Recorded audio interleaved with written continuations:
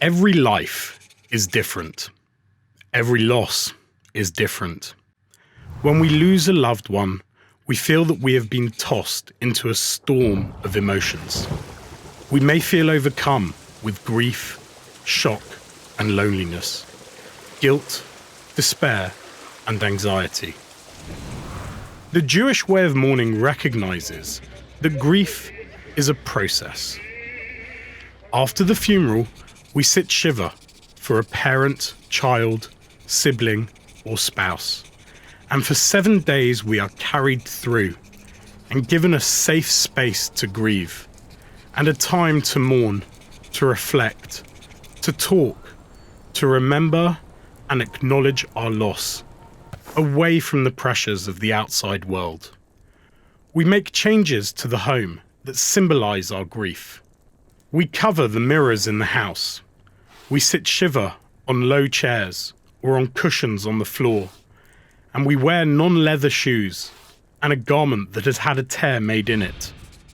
The memory of our loved one will always remain.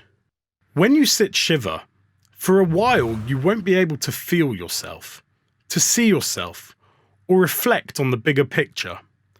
But eventually you will emerge, altered, and begin to see reality a little clearer. When visiting a Shiva, you might feel a bit uncertain or apprehensive. It is best to remain silent until the mourner addresses you. A few carefully chosen words will show that you care. This must be very difficult for you. Or, tell me a bit about your wife. A Shiva is not the time to give advice or offer platitudes. Don't compare grief stories or offer unwanted explanations. You are there to remind the mourner, you are not alone. I am here for you. It is best not to offer personal judgments. There might be practical things you can do. For example, you might offer to look after other family members who need help, or you might contribute by providing a meal and just be a comforting, calm, and sensitive presence. It may be appropriate to join the family in prayer or to help make up a minyan. Sometimes writing a letter, just sharing memories, can help too. In Judaism, a person is considered part of a community, and when the individual mourns, the community forms itself around the bereaved. At the end of the prayer service, the mourner recites Kaddish. Kaddish is only said in a minyan.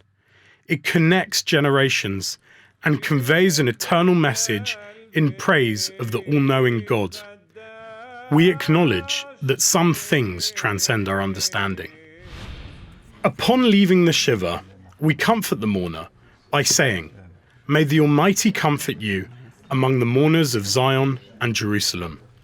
When the Shiva period is over, some have the custom of taking a short walk outside.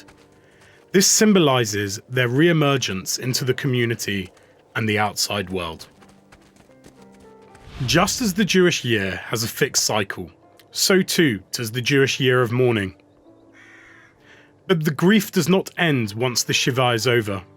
So if we lose a sibling, spouse, or child, we observe the Shloshim for 30 days after their death, when we don't attend or make celebrations, buy and wear new clothes, or cut our hair.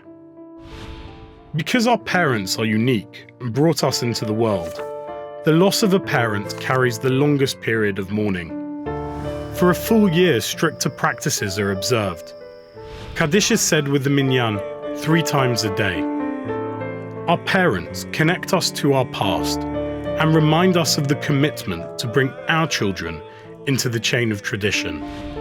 So Kaddish is said every year for a parent on the yahrzeit, the anniversary of their death, as an everlasting memorial. It reminds us of the transience of life. It is a prayer of praise, of peace, of hope, and of gratitude.